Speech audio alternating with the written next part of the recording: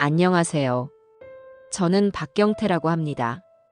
정말 어처구니 없던 제 이야기 좀 들어주세요. 제 품에 안긴 아이는 작고 또 작았습니다. 쭈글쭈글한 얼굴이며 가느다란 팔다리가 꼭 늙은 원숭이 같다는 생각에 피식 웃음이 났어요. 그래도 이 아이가 제 첫 손주라니 가슴 깊은 곳에서부터 뜨거운 것이 울컥 차오르는 건 어쩔 수가 없었습니다. 유리창 너머로만 며칠을 들여다보다가 처음으로 직접 안아보는 제 손주였습니다. 피덩이라는 말이 실감날 정도로 붉고 여린 생명이었죠. 제 아들, 기훈이의 어릴 적 모습이 이런 느낌이었을까요? 세월이 흘러 기억은 희미해졌지만 품에 전해져 오는 이 묵직한 무게감과 온기는 처음 겪는 것처럼 신비로웠습니다. 아버님 조심하세요. 아직 목을 못 가눠요. 며느리 강나라가 침대에 반쯤 기댄 채로 말했습니다. 목소리에는 날이 서 있기보다 피곤함이 더 짙게 묻어 있었죠. 아이를 낳느라 고생한 산모이니 당연한 일입니다. 저는 어색하게 아이를 받쳐들며 연신 고생했다. 정말 고생 많았다고 말해주었습니다. 빈말이 아니었어요. 제 아들을 낳아준 것도 고마운데 이렇게 대를 이어갈 손주까지 안겨주었으니 며느리가 대견하고 예뻐 보였습니다. 몇 해 전 먼저 세상을 떠난 아내가 이 모습을 봤더라면 얼마나 좋아했을까요? 아마 저처럼 말없이 아이 얼굴만 들여다보며 눈물을 글썽였을지도 모릅니다. 기훈아, 너도 한번 안아봐라. 이제 너가 아비다. 제 말에 아들 녀석은 손을 내저으며 어쩔 줄을 몰라 했습니다. 덩치만 컸지.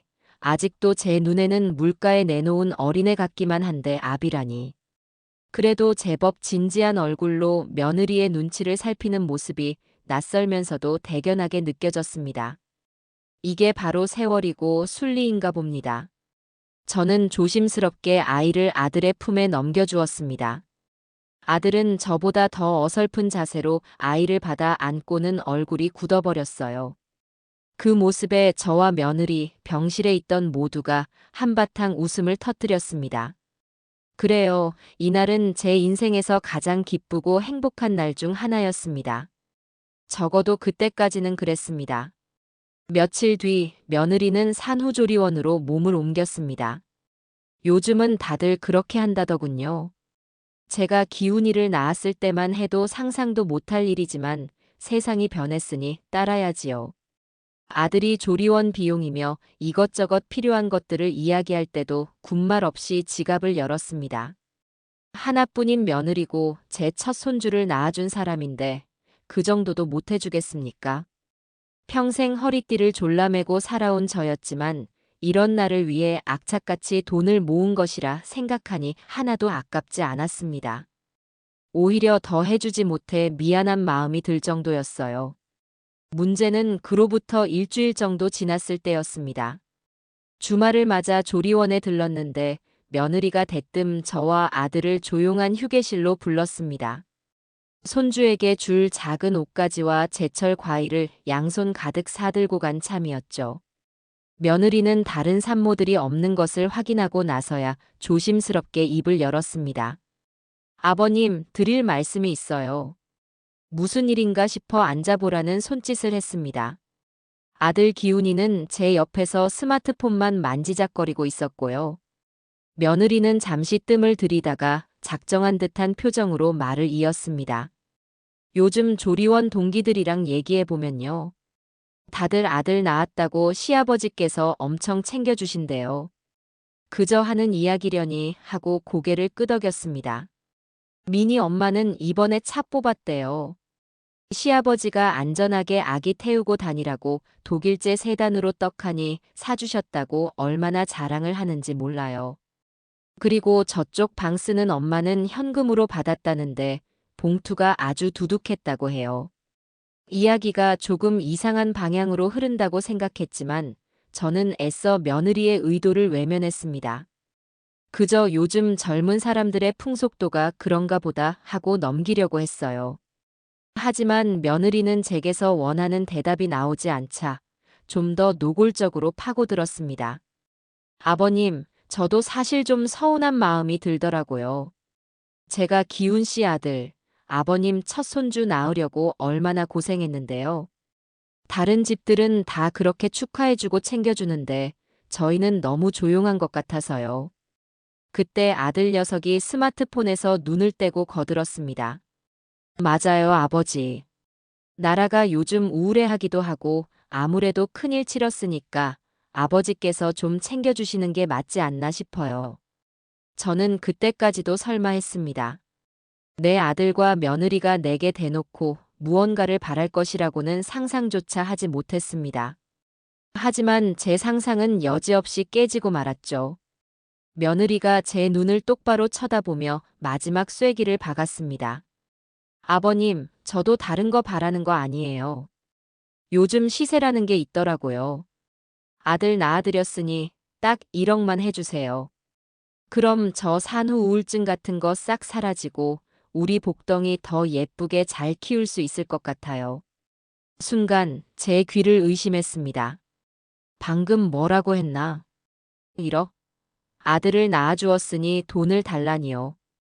시장에서 물건값을 흥정하는 것도 아니고 어떻게 자기 자식을, 내 손주를 돈과 연결 지을 수 있단 말입니까? 머릿속이 하얘지고 심장이 차갑게 식는 기분이었습니다. 화가 나기보다 너무나도 비현실적인 상황에 말문이 막혔습니다. 저는 아무 대답도 하지 못하고 며느리의 얼굴만 멍하니 쳐다보았습니다. 제 침묵이 부정의 의미로 보였는지 며느리는 당황한 기색을 보이더니 이내 아들을 툭 쳤습니다. 기훈 씨, 당신이 아버지께 잘 좀 말씀드려봐. 아버지, 나라 말이 아주 틀린 말은 아니잖아요. 저도 친구들한테 들어보면 장인어른이나 시아버지께서 집을 사주시거나 못해도 몇 천만 원씩은 다들 챙겨주신대요. 아버님도 능력이 되시니까 이 정도는 해주실 수 있잖아요. 능력. 그렇습니다. 저에게는 평생 일해 모은 돈과 이제는 시세가 제법 오른 집 한 채가 있었습니다. 하지만 그것은 제 피와 땀의 결정체이자 먼저 간 아내와의 추억이 담긴 성전과도 같은 것이었습니다. 그걸 아들 내외는 그저 자기들이 원할 때 꺼내 쓸 수 있는 현금 자동 인출기 정도로 생각하고 있었던 겁니다. 저는 자리에서 벌떡 일어났습니다. 더 이상 듣고 있을 수가 없었어요. 손에 들고 있던 과일 바구니와 아기 옷 쇼핑백을 테이블 위에 거칠게 내려놓았습니다. 쿵 하는 소리에 아들과 며느리가 움찔하는 것이 보였습니다. 그만하거라. 제 목소리는 형편없이 떨리고 있었습니다. 집에 가봐야겠다. 더는 그들의 얼굴을 마주하고 있을 자신이 없었습니다. 뒤에서 저를 부르는 아들의 목소리가 들렸지만 저는 한 번도 돌아보지 않고 조리원을 빠져나왔습니다. 차를 몰고 집으로 돌아오는 내내 머릿속에서는 1억이라는 단어와 시세라는 단어가 맴돌았습니다. 생명의 탄생의 시세라니. 가족 간의 사랑에 가격표를 붙이다니요. 집에 도착해 현관문을 열었습니다. 익숙한 제 집의 공기가 저를 맞았지만 그날따라 모든 것이 낯설게 느껴졌습니다.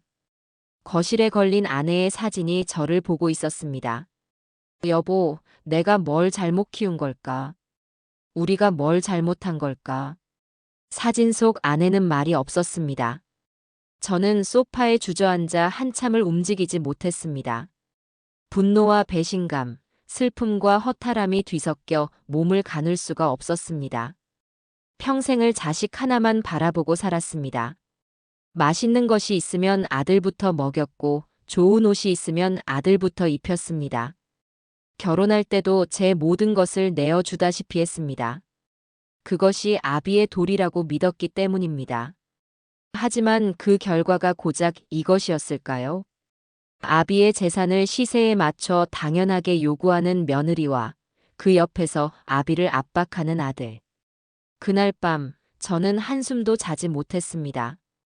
어둠 속에서 거실을 서성이다가 서재로 들어가 낡은 책상 앞에 앉았습니다. 이 책상에서 기훈이의 학비를 계산하고 생활비를 쪼개고 미래를 계획했었죠. 이제는 그 모든 것이 무의미하게 느껴졌습니다. 이 집도 제 통장에 남은 돈도 더 이상 자식을 위한 울타리가 될 수 없다는 생각이 들었습니다. 오히려 그들을 더 탐욕스럽게 만드는 족쇄가 될 뿐이라는 것을 깨달았습니다. 그날 이후 세상은 그대로인데 저 혼자만 다른 세상에 사는 것 같았어요. 며느리가 제게 던진 1억이라는 숫자는 제 머릿속을 떠나지 않고 끈질기게 맴돌았거든요. 그건 단순한 액수가 아니었습니다. 제 인생의 가치를 멋대로 평가하고 가족이라는 이름 아래 당연하게 지불을 요구하는 청구서나 다름없었죠. 아들 기훈이에 대한 실망감은 분노를 넘어 서글픔으로 바뀌었습니다. 제가 아들을 잘못 키운 것일까요? 아니면 시대가 변해 제가 이해하지 못하는 새로운 효의 방식이라도 생긴 것일까요? 수많은 질문이 떠올랐지만 답을 찾을 수는 없었습니다. 분명한 것은 단 하나, 제 아들과 며느리는 더 이상 제가 알던 그 아이들이 아니라는 사실뿐이었어요. 며칠간은 아무런 연락도 하지 않고 오는 전화도 받지 않았습니다. 저 혼자만의 시간이 꼭 필요했거든요. 거실 소파에 멍하니 앉아 창밖을 보거나 동네를 목적 없이 걷는 것이 하루 일과의 전부였습니다. 그렇게 며칠을 보내니 며느리에게서 먼저 연락이 오더군요. 받지 않으려다 문득 이 연극의 끝을 제 눈으로 확인해야겠다는 오기가 생겼습니다. 저는 최대한 아무렇지 않은 목소리로 전화를 받았습니다. 여보세요. 아버님, 저 나라예요. 전화 왜 이렇게 안 받으세요? 걱정했잖아요. 목소리는 어찌나 살가운지 며칠 전 조리원 휴게실에서 제게 했던 말들은 전부 잊어버린 사람 같았죠. 걱정이라니요. 제 안위가 아니라 제 지갑 사정을 걱정한 것이겠지요. 저는 속으로 차갑게 비웃으며 대답했습니다. 그냥 좀 피곤해서 그랬다. 그러시면 안 돼요, 아버님. 식사는 잘 챙겨 드시고 계신 거예요? 기훈 씨랑 저랑 걱정돼서 혼났어요. 저희가 조만간 맛있는 거 사들고 한번 갈게요. 그 말을 끝으로 전화는 끊어졌어요. 저는 한동안 통화가 종료된 스마트폰 화면만 멍하니 내려다보았습니다. 참 대단한 사람들이라는 생각이 들더군요. 어떻게 저렇게 아무 일 없었다는 듯이 행동할 수 있을까요? 그 뻔뻔함과 계산적인 태도에 혀를 내두를 지경이었습니다. 그리고 그들이 말한 조만간은 생각보다 빨리 찾아왔습니다. 이틀 뒤 초인종 소리가 요란하게 울렸어요. 인터폰 화면에는 활짝 웃고 있는 며느리와 그 옆에 무표정하게 서 있는 아들의 얼굴이 보였습니다. 며느리의 손에는 값비싸 보이는 한우 선물 세트가 들려 있었죠. 문을 열어주자 며느리는 과장된 몸짓으로 신발을 벗고 들어서며 외쳤습니다. 아버님, 저희 왔어요. 기력이 달리실 것 같아서 일부러 제일 좋은 고기로 사왔어요. 저는 아무 말 없이 그들이 내미는 고기 상자를 받아들었습니다. 묵직한 상자의 무게가 꼭 그들의 속내처럼 느껴져 기분이 불쾌했어요. 아들 녀석은 거실로 들어서자마자 소파에 드러눕듯 앉아 텔레비전부터 켰습니다. 이 집이 아직도 자기 집인 양 편안하게 구는 모습에 기가 찼습니다. 며느리는 부엌으로 저를 따라 들어와 제가 고기를 냉장고에 넣는 것을 지켜보며 입을 열었습니다. 아버님, 지난번 일은 너무 서운하게 생각하지 마세요. 제가 아기 낳고 감정이 오락가락해서 괜한 소리를 했나 봐요. 사과처럼 들렸지만 진심이 담겨 있지 않다는 것을 단번에 알 수 있었어요. 그건 사과가 아니라 자신의 요구를 관철시키기 위한 전략 수정에 불과했습니다. 정말로 미안했다면 그 주제를 다시는 꺼내지 말아야지요. 하지만 며느리는 교묘하게 다시 본론으로 접근하고 있었습니다. 그런데 아버님, 집이 좀 썰렁한 것 같아요. 혼자 계셔서 그러신가? 벽지도 그렇고 제가 결혼할 때도 이 문이었던 것 같은데 맞죠? 그렇습니다. 이 집의 벽지는 15년 전 아내가 마지막으로 골랐던 것이었어요. 화사한 꽃무늬를 좋아했던 사람이라 나이든 부부가 살기에는 조금 젊은 디자인이라고 제가 타박을 주었던 기억이 납니다. 아내는 집은 밝아야 좋은 기운이 들어온다며 제 말을 듣지 않았었죠. 이제는 그 무늬마저 빛이 바래고 군데군데 때가 탔지만 저에게는 그 자체가 아내와의 추억이었습니다. 싱크대 수전도 물이 한 방울씩 떨어지는 것 같던데 사람 부르면 돈 드니까 그냥 두시는 거예요? 그러다 수도세만 더 나와요. 며느리는 매의 눈으로 집안 곳곳에 흠을 찾아내기 시작했어요. 마치 집을 팔기 전에 수리할 곳을 점검하는 업자처럼 말입니다. 저는 그저 묵묵히 과일을 깎아내갔습니다. 무슨 말을 하든 저들의 귀에는 자신들이 듣고 싶은 말로만 들릴 테니까요. 그들에게 이 집은 더 이상 가족의 보금자리가 아니었습니다. 그저 시세가 얼마인지, 언제쯤 현금화할 수 있는지가 중요한 하나의 자산일 뿐이었죠. 그날 이후 저는 계획을 실행에 옮기기로 마음먹었습니다. 며칠 뒤 저는 동네 도서관의 공용 컴퓨터 앞에 앉았습니다. 집에서 검색 기록을 남기고 싶지 않았기 때문이에요. 저는 인터넷 검색창에 국내 최고급 실버타운, 호텔식 시니어 레지던스 같은 단어들을 입력했습니다. 화면에는 제가 평생 구경도 못 해본 화려한 시설들의 사진이 가득 펼쳐졌습니다. 보증금과 월 이용료는 제 상상을 아득히 뛰어넘는 금액이었어요. 저는 그 중에서도 가장 비싸고 화려해 보이는 곳 몇 군데의 홈페이지에 들어가 안내 책자를 신청했습니다. 주소는 당연히 제 집으로 했고요. 며칠 지나지 않아 집으로 두툼한 우편물들이 도착하기 시작했습니다. 고급스러운 종이에 인쇄된 실버타운 안내 책자들이었죠. 저는 그것들을 일부러 거실 소파 위, 신문지 밑에 살짝 보이도록 놓아두었습니다. 일종의 미끼를 던진 셈입니다. 그리고 제 예상은 정확히 맞아떨어졌어요.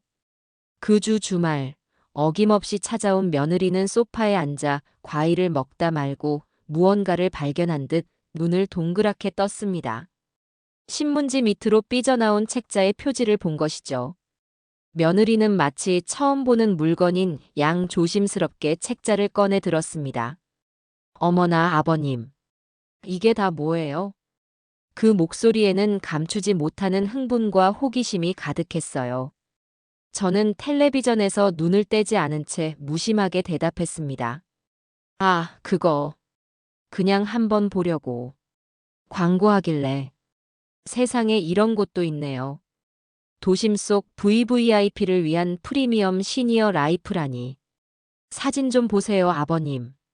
완전 호텔이네요, 호텔. 며느리는 제 옆으로 바싹 다가앉아 책자를 펼쳐 보였어요.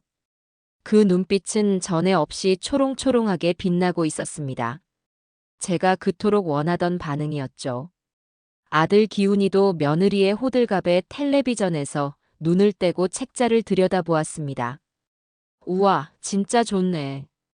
수영장에 골프 연습장까지 다 있네. 그러게 말이에요. 기훈 씨, 이것 좀 봐요. 식사도 전부 유기농 식단에 전담 영양사가 다 관리해준대요. 아버님 혼자 식사 거르실 때도 많으신데 이런 데 가시면 저희가 정말 마음이 놓일 것 같아요. 마음이 놓인다고요? 저를 이런 비싼 곳에 보내고 나면 이 집을 마음대로 처분할 수 있으니 마음이 놓인다는 말이겠지요. 저는 속으로 냉소를 머금은 채 일부러 힘없는 목소리로 말했습니다. 좋기는 한데 비싸서 어디 엄두나 내겠냐. 그 한마디는 결정적인 기폭제가 되었어요. 며느리는 기다렸다는 듯이 제 손을 덥석 잡았습니다. 아버님, 무슨 말씀을 그렇게 하세요? 아버님께서 평생 고생해서 모으신 돈, 이럴 때 쓰시라고 있는 거잖아요. 그리고 저희가 있잖아요. 저희가 아버님 노후는 확실하게 책임질게요. 걱정하지 마세요. 그때부터였습니다. 며느리의 효부 연극이 본격적으로 막을 올린 것은요. 하루가 멀다 하고 전화가 걸려왔습니다.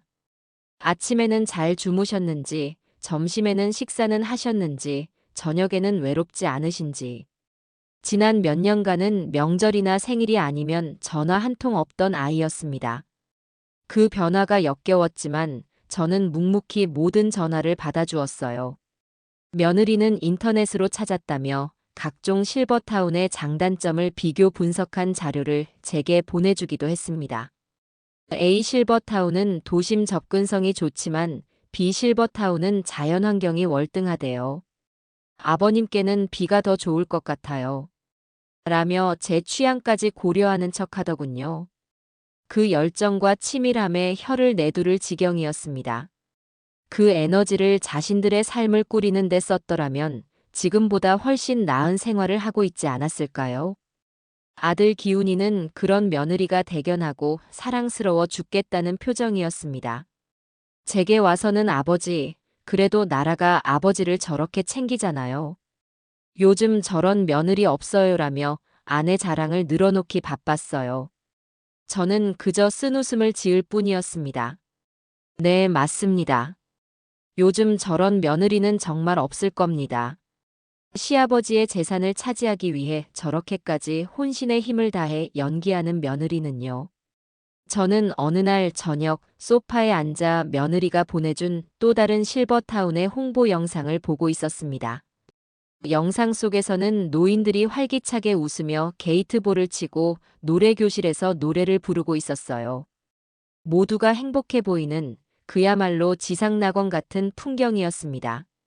그 모습을 한참 들여다보고 있는데 거실 한쪽에 놓인 아내의 사진과 눈이 마주쳤습니다.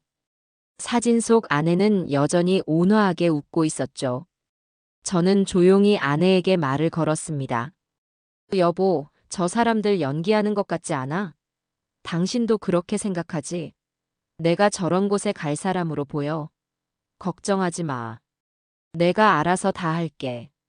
당신과 내가 평생을 바쳐 이룬 것들, 저렇게 속물 같은 아이들에게 헐값에 넘겨주지는 않을 테니. 절대로. 제 결심은 그날 이후 더욱더 강철처럼 단단해졌습니다. 며느리의 효부 연극이 절정을 향해 갈수록 제 비밀 계획 역시 차근차근 무르익어 가고 있었어요. 며느리의 성화는 날이 갈수록 더해졌습니다. 이제는 전화뿐만 아니라 주말마다 저를 찾아와 실버타운 입주의 장점을 설파하기 바빴어요. 저는 이쯤에서 연극의 다음 막을 올려야겠다고 생각했습니다. 그들의 탐욕이 어디까지인지 그 바닥을 제 눈으로 똑똑히 확인하고 싶었거든요. 일요일 점심, 며느리가 싸온 음식을 먹고 난 뒤였습니다. 저는 일부러 한숨을 깊게 쉬며 입을 열었습니다. 나라야. 네, 아버님. 왜 그러세요? 어디 안 좋으세요? 며느리는 기다렸다는 듯이 걱정스러운 표정을 지어 보였어요. 그 연기력은 날이 갈수록 일취월장하고 있었죠. 아니다. 그게 아니고 너희들이 하도 좋다고 하니 나도 마음이 조금씩 움직이는 것 같구나. 그런데 이 늙은이가 뭘 알겠니? 사진으로만 봐서는 좋은지 나쁜지 도통 모르겠다. 제 말에 며느리의 얼굴에 화색이 도는 것을 놓치지 않았습니다. 정말요, 아버님? 잘 생각하셨어요. 그럼요, 당연히 직접 가보셔야죠. 그래서 말인데, 이번 주말에 너가 시간을 좀 내주면 좋겠다. 나는 눈도 침침하고 다리도 아파서 혼자 가기는 좀 그렇구나. 너가 나보다 눈도 밝고 똑똑하니까 같이 가서 좋은 곳인지 아닌지 좀 봐다오. 제 요청에 며느리는 조금의 망설임도 없이 대답했습니다. 물론이죠, 아버님. 제가 다 알아보고 제일 좋은 곳으로 예약 잡아놓을게요. 기훈 씨도 그날은 무조건 시간 빼라고 할게요. 아버님 중대사를 결정하시는 날인데 아들이 빠지면 쓰나요. 며느리는 마치 제 일처럼 기뻐하며 분주하게 움직이기 시작했어요. 그 모습을 옆에서 지켜보던 아들 기훈이는 잘 됐네, 아버지. 다 같이 다녀오시죠 라며 안도하는 눈치였습니다. 아마도 자신을 괴롭히던 아버지와 아내 사이의 갈등이 드디어 해결된다고 생각하는 모양이었습니다. 어리석은 녀석. 갈등이 해결되는 것이 아니라 제가 그 갈등의 고리를 끊어버리기로 결심한 것인데 말입니다. 약속한 주말이 되었습니다. 며느리는 아침 일찍부터 저희 집으로 와서 저를 챙기기 시작했어요. 아버님, 그래도 좋은 곳 가시는데 옷을 너무 편하게 입으시면 안 되죠라며 옷장까지 열어 제가 아끼던 외출복을 꺼내 입혀주었습니다.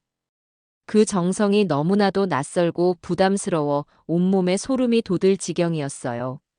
며느리가 운전하는 차를 타고 교외에 위치한 실버타운으로 향했습니다. 차 안에서 며느리는 쉴 새 없이 떠들어댔어요. 오늘 가는 데가 요즘 제일 인기 있는 곳이래요. 시설도 최고고 커뮤니티도 활성화되어 있어서 심심할 틈이 없다고 하더라고요. 가보시면 아버님도 분명 마음에 드실 거예요. 저는 뒷좌석에 앉아 창밖 풍경을 보는 척하며 백미러에 비친 며느리의 들뜬 얼굴을 지켜보았습니다. 조수석에 앉은 아들은 연신 하품을 하며 스마트폰 게임에 열중하고 있었고요. 참으로 기가 막힌 가족 나들이라고 생각했습니다. 1시간쯤 달려 도착한 곳은 로열 포레스트 힐이라는 거창한 이름을 가진 곳이었어요. 입구부터 웅장한 문과 잘 가꿔진 정원이 우리를 맞았습니다. 이곳이 노인들이 사는 곳인지 부자들의 휴양지인지 분간이 가지 않을 정도였죠. 예약자 이름을 대자 단정한 유니폼을 입은 상담실장이 우리를 맞이했습니다. 상담실장은 우리를 이끌고 시설 곳곳을 보여주며 설명을 시작했습니다. 넓고 쾌적한 로비, 호텔 레스토랑을 방불케 하는 식당, 최신 장비를 갖춘 피트니스 센터와 물리치료실, 실내 수영장과 스크린 골프장까지. 정말 입이 떡 벌어지는 시설의 연속이었어요. 제 평생 이런 호사는 구경도 해본 적이 없는데 죽기 전에 이런 곳에서 살게 될 팔자라니요. 물론 그럴 일은 없겠지만 말입니다. 제가 가장 경악했던 것은 며느리의 태도였습니다. 며느리는 상담실장보다 더 열정적으로 저를 설득하기 시작했어요. 아버님, 저기 좀 보세요. 수영장 물도 온천수래요. 아버님 관절염에 딱이겠어요. 세상에, 여긴 개인 영화관도 있네. 아버님 영화 좋아하시잖아요. 여기서 매일 영화 보실 수 있겠어요. 앞권은 거주 공간을 둘러볼 때였습니다. 제법 넓은 평수의 아파트 내부를 구경하는데 며느리는 상담실장에게 아주 중요한 질문이라는 듯이 물었습니다. 저기 실장님, 궁금한 게 있는데요. 여기 입주하신 분들이 나중에 돌아가시게 되면 입주 보증금이나 재산 같은 건 어떻게 처리되나요? 상속 절차 같은 게 복잡하지는 않나요? 그 질문을 듣는 순간 저는 심장이 쿵 하고 내려앉는 것 같았습니다. 이 아이는 지금 제 노후를 설계해 주러 온 것이 아니었어요. 제 사후를 설계하러 온 것이었죠.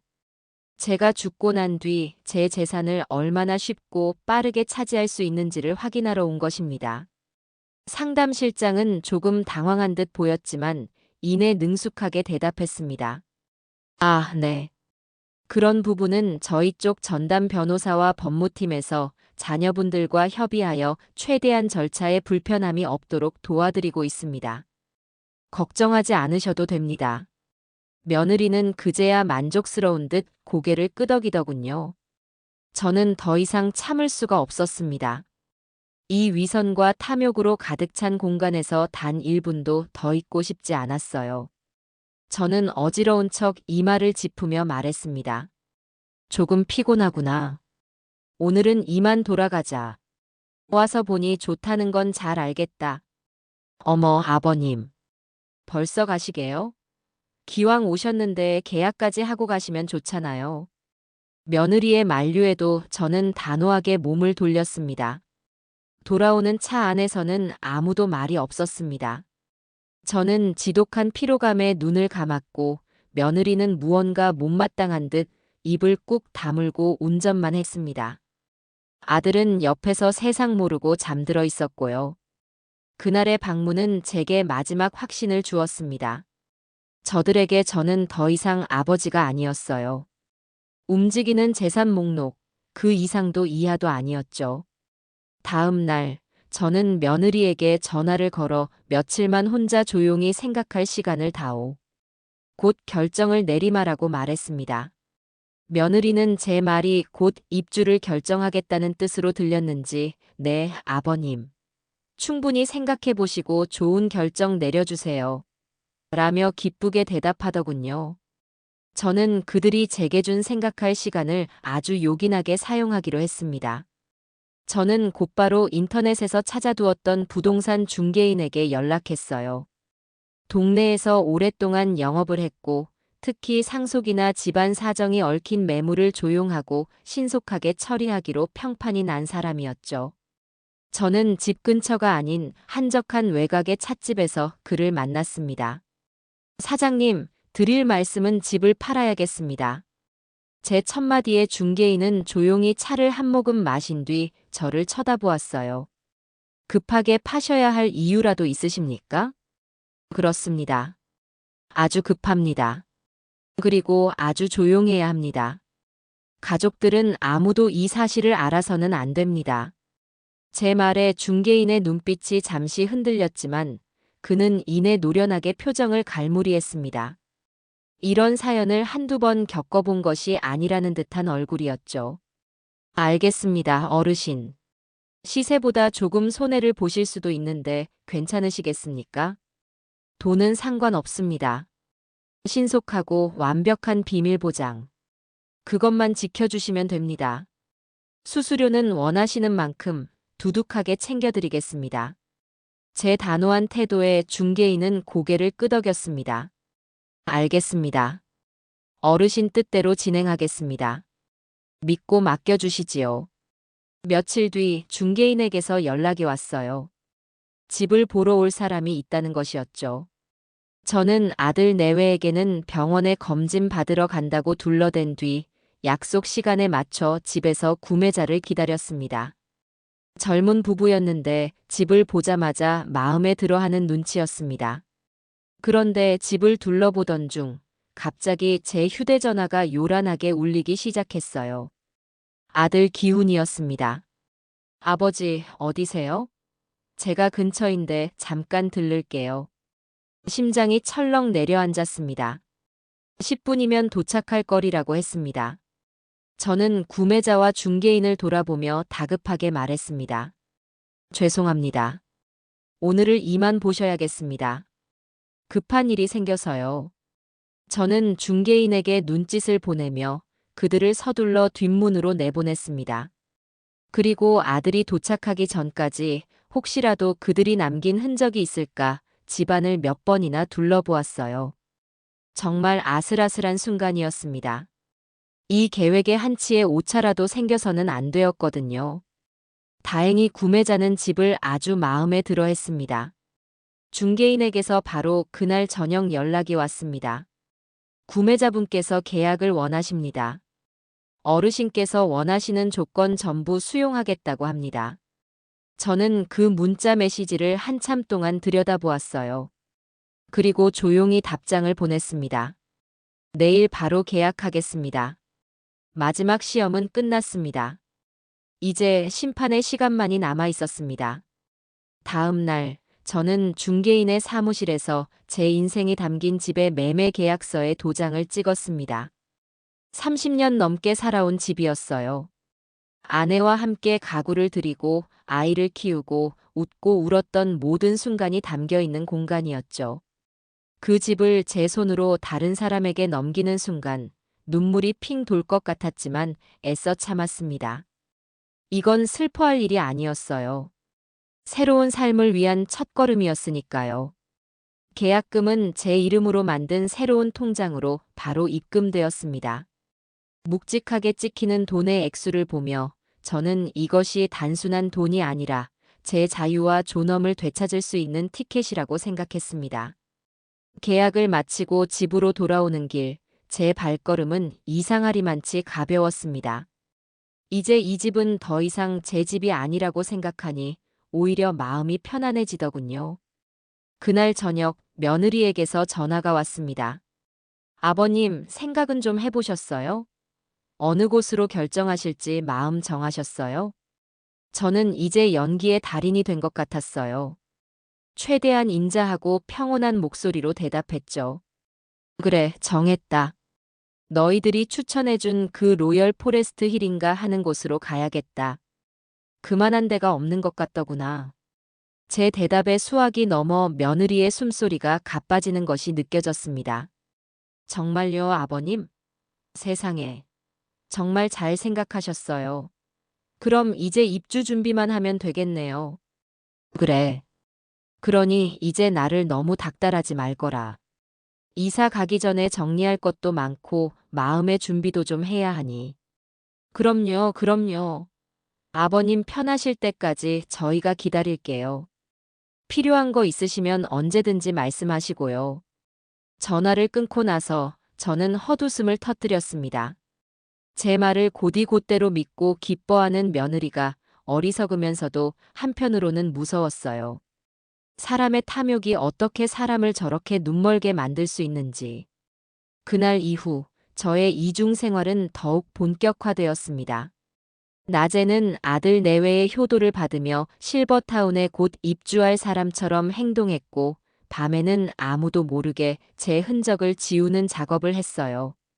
며느리는 거의 매일같이 저희 집으로 출근 도장을 찍었습니다. 오늘은 기력 보충에 좋다는 흑염소 진액을, 내일은 관절에 특효라는 녹용을 사들고 왔죠. 제가 평생 먹어본 보약보다 그 며칠 동안 받은 것이 더 많을 겁니다. 아버님, 이거 드시고 이사 가셔서도 건강하게 지내셔야 해요. 저는 며느리가 보는 앞에서는 그 비싼 약들을 꼬박꼬박 챙겨 먹는 척 했습니다. 그리고 며느리가 돌아가고 나면 그것들을 전부 싱크대에 쏟아버리거나 아파트 화단 구석에 몰래 파묻었어요. 그 가식적인 선물을 제 몸에 넣고 싶지 않았거든요. 밤이 되면 저는 유령처럼 집안을 돌아다니며 짐을 정리했습니다. 가장 먼저 손을 댄 것은 앨범이었어요. 아내와 함께 찍은 사진, 아들이 태어나고 자라는 과정이 담긴 수십 권의 앨범. 이것들을 전부 가지고 갈 수는 없었습니다. 저는 눈물을 머금고 아내와 단둘이 찍은 사진 몇 장과 손주의 신생아 시절 사진 딱 한 장만 빼고 나머지는 모두 소각장으로 보냈어요. 추억은 가슴에 묻는 것이지 짐으로 만드는 것이 아니라고 스스로를 위로하면서요. 옷까지도 대부분 정리했습니다. 낡고 해진 옷들은 쓰레기 봉투에 담아버리고 몇 해 전 아들이 처음으로 월급을 타서 사준 낡은 스웨터 하나와 계절별로 입을 몇 벌의 옷만 챙겨 낡은 여행 가방에 넣었습니다. 가구와 가전제품은 동네 중고가전센터에 연락해 헐값에 넘겼어요. 이삿짐 센터를 부르면 소문이 날까 두려웠기 때문입니다. 중고센터 직원들이 물건을 실어 나를 때 마침 마주친 이웃에게는 아들네 집으로 좋은 가구들 보내고 저는 새로 장만하려고요라고 둘러댔습니다. 이웃은 자식 사랑이 대단하시다며 부러워했지만 저는 속으로 씁쓸한 미소를 지었습니다. 집이 하나둘씩 비어갈수록 제 마음도 텅 비어가는 것 같다가도 이내 어떤 해방감으로 채워지더군요. 물건에 얽매여 있던 제 삶이 비로소 가벼워지는 느낌이었습니다. 마지막으로 남은 것은 아내의 손때가 묻은 작은 자개장이었어요. 그 안에 들어있는 아내의 낡은 편지 몇 통과 비녀, 그리고 저희 부부가 처음 결혼해서 돈을 모았던 낡은 통장. 그것들만은 버릴 수가 없었습니다. 저는 그것들을 작은 상자에 담아 여행 가방 가장 깊숙한 곳에 넣었습니다. 모든 정리를 마친 뒤 저는 마지막 계획을 실행에 옮겼어요. 동네 도서관 컴퓨터 앞에 다시 앉았습니다. 제 목적지는 처음부터 정해져 있었어요. 제주도. 젊은 시절 아내와 함께 신혼여행을 갔던 곳이자 언젠가 노후를 함께 보내자고 약속했던 꿈의 장소였습니다. 비록 아내는 곁에 없지만 그 약속을 저 혼자라도 지키고 싶었습니다. 저는 박경태가 아닌 다른 이름으로 항공사 사이트에 가입하고 제주로 가는 편도 비행기 표를 예매했습니다. 날짜는 아들 내외에게 실버타운 입주 예정일이라고 말해둔 바로 그날 오전으로 잡았어요. 그리고 제주도에 있는 작은 민박집을 한 달간 빌렸습니다. 아파트나 오피스텔을 구하면 신분이 노출될 수 있으니 당분간은 여행객처럼 조용히 지낼 생각이었습니다. 모든 예약은 공용 컴퓨터와 대포폰을 이용해 제 흔적을 조금도 남기지 않았습니다. 모든 준비가 끝났어요. 집은 이제 텅 비었고 제 손에는 제주행편도 티켓과 새로운 통장, 그리고 작은 여행 가방 하나만 남았습니다. 아들 내외에게 말한 이사날은 바로 내일이었습니다. 그날 밤 저는 텅 빈 거실에 덩그러니 서 있었어요. 창문으로 달빛이 스며들어와 휑한 마룻바닥을 비추었습니다. 제 발소리가 유난히 크게 울렸습니다. 수십 년의 세월이 담긴 공간의 마지막 밤이었죠. 두렵지는 않았습니다. 오히려 내일 아침이 밝아오는 것이 난생 처음으로 소풍 가기 전날처럼 설레기까지 하더군요. 저의 길고 길었던 이중 생활이 끝나고 진짜 제 인생이 시작될 시간이 다가오고 있었습니다. 드디어 약속의 날이 밝았습니다. 저는 동이 트기도 전 새벽의 푸르스름한 기운이 창문을 넘어올 때쯤 눈을 떴어요. 텅 비어버린 집안의 감도는 새벽의 한기는 유난히 뼈에 스미는 듯 서늘하게 느껴졌습니다. 하지만 이상하게도 마음은 호수처럼 차분했어요. 마지막 밤이라는 생각에 뜬 눈으로 뒤척일 줄 알았는데 제법 깊이 잠들었던 모양입니다. 아마도 지난 몇 주간 이어졌던 치밀한 연기와 비밀스러운 준비 과정에 대한 긴장감이 모든 것이 결정된 지금에서야 눈 녹듯 사라졌기 때문일지도 모르죠. 수십 년 만에 처음으로 떠나는 소풍을 앞둔 어린아이처럼 막연한 설렘과 팽팽한 긴장이 기분 좋게 뒤섞인 묘한 기분이었습니다. 저는 주방에 남아있던 마지막 식은 밥 한 덩이를 찬물에 말아 조용히 아침 식사를 했습니다. 이 집의 식탁에서 이 집의 공기를 마시며 먹는 마지막 밥이었습니다. 숟가락을 드는 매 순간 지난 세월의 기억들이 스쳐 지나갔어요. 아들 녀석이 어릴 때 편식한다며 밥상머리에서 꾸중하던 제 젊은 날의 목소리, 아내가 정성껏 끓여 내오던 구수한 된장찌개의 냄새 같은 것들 말입니다. 식사를 마치고 나서는 마치 중요한 의식을 치르듯 천천히 집 안을 한번 둘러보았습니다. 아들의 키를 재던 문설주의 흠집, 아내가 아끼던 화초를 올려두었던 창가의 낡은 선반, 소파에 앉아 함께 텔레비전을 보며 웃던 우리 가족의 온기. 제 젊음과 아내와의 사랑, 아들의 성장 과정이 고스란히 배어있는 이 공간과의 마지막 작별 인사였죠. 저는 빈 벽을 향해, 먼저 간 아내를 향해 조용히 속삭였습니다. 여보, 나 이제 떠나. 당신과 함께 일군 이 성을 지키지 못해 미안하지만 내 마지막 존엄만은 지켜야겠어. 하늘에서나마 부디 내 결정을 이해해 주구려. 오전 10시가 되자 어김없이 초인종이 울렸습니다. 인터폰 화면에는 활짝 웃고 있는 며느리와 그 옆에 어색하게 서 있는 아들이 보였어요. 며느리는 마치 좋은 곳으로 나들이라도 가는 사람처럼 한껏 멋을 낸 모습이었습니다. 저는 미리 현관문 옆에 세워둔 낡은 여행 가방 하나를 들고 문을 열었습니다. 제 초라한 행색과 텅 빈 집안을 본 며느리가 과장되게 놀란 표정을 지으며 물었습니다. 어머, 아버님, 짐이 이게 다세요? 다른 건 벌써 다 보내셨어요? 가구랑 가전제품은요? 그럼. 낡은 것들은 다 버리고 정리했다. 가서 다 새로 사면 되지 뭘 주렁주렁 이고 가겠니?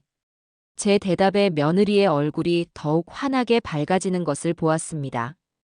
그 눈빛이 무엇을 말하는지 저는 정확히 읽을 수 있었어요. 가구까지 다 버리셨다니 정말로 이 집에 다시 돌아올 생각이 없으시구나.